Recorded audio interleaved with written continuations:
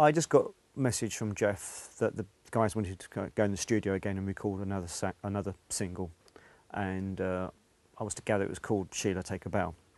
Now apparently they'd done a version of this with John and they weren't that happy with it, so I went in the studio with them. We did a session where we recorded that song, and also we did the backing track for a song which would later appear on Strangeways, which was Girlfriend in a Coma. So we did those two songs in one session at Good Earth Studios in Soho, London. I don't think I'd heard, if I had heard John's version of Sheila, Take a Bow, it was just a cassette or something that Johnny had played me just, you know, when I turned up at the studio just to show us what the song was, you know, or show me what the song was. And we just recorded completely from scratch again, as it were. This time, I think you mentioned the fact that Sandy Shaw was on the other version. Yeah, that was one of the things that was going to not happen on this version. There was going to be no Sandy Shaw on this particular version. And we did a complete new version of it.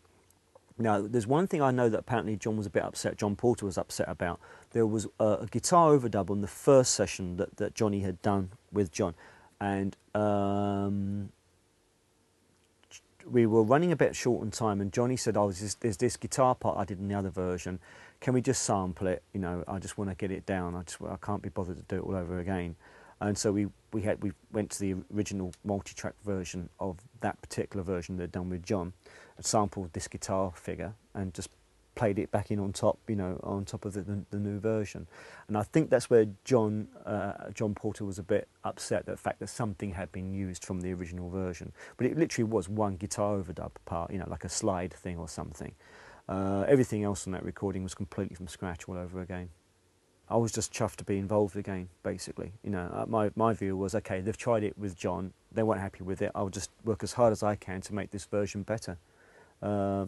And it was as simple as that. I didn't try and get into any political kind of, you know, thoughts about it. I just wanted to do as good a version as possible.